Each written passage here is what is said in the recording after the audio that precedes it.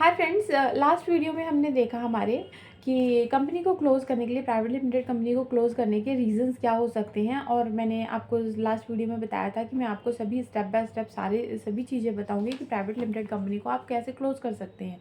तो इस वीडियो में मैं ये सेकंड स्टेप आपका लेके आई हूँ कि रीज़न्स क्या हो सकते हैं किसी भी प्राइवेट लिमिटेड कंपनी को क्लोज़ करने के। तो पॉइंट नंबर टू ये है कि रीज़न्स होते हैं, इसके अंदर 8 रीज़न्स होती हैं जिसकी वजह से आप कंपनी को क्लोज़ कर सकते हैं। सबसे पहला रीज़न ये है कि form 20A it's very mandatory, ये फाइल होना ज़रूरी है। फॉर्म 20A मैंडेटरी है, आप इसके बिना क्लोज़र के लिए आगे नहीं बढ़ सकते हैं। Now second point comes is ROC compliance. ROC compliance हर साल का फाइल होना ज़रूरी है, अदरवाइज जब आप क्लोज़र के टाइम पे जाते हैं तो आपको प्रॉब्लम होती है, आप क्लोज़र के टाइम पे काफ़ी पेनल्टीज़ पे करनी पड़ेंगी। तो इसीलिए हर साल इसकी आरओसी होनी बिल्कुल ज़रूरी है। Now the third point is ADT1। ADT1 बिल्कुल मैंडेटरी है, ADT1 भी होना ज़रूरी है।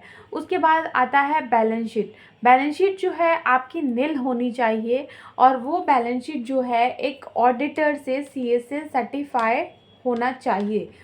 अगर मान लीजिए कि किसी भी बैलेंस शीट में, बेशक से वो 0 की ही बैलेंस शीट क्यों ना हो, उस बैलेंस शीट के अंदर एसेट, लायबिलिटी, लोन सब कुछ 0 होना चाहिए, तभी वो आगे हम क्लोजर के लिए प्रोसेस कर पाएंगे। There should be no tax liability. Next point is there should be no tax liability. कोई भी टैक्स लाइबिलिटी नहीं होना चाहिए कंपनी के ऊपर, कोई भी लोन नहीं होना चाहिए।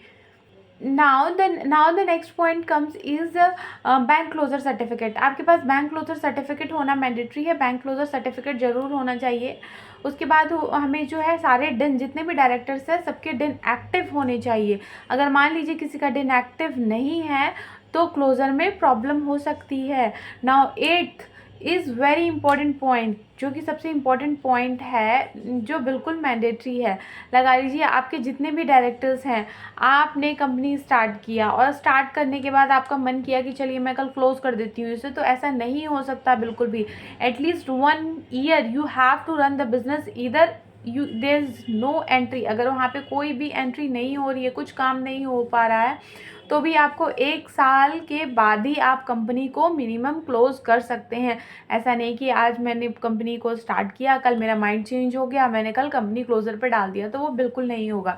तो ये टोटल 8 रीजंस है जिसकी वजह से आप कंपनी को क्लोज कर सकते हैं। तो गाइज, मेरी और भी वीडियो को देखने के लिए, जानने के लिए please do like and subscribe my channel.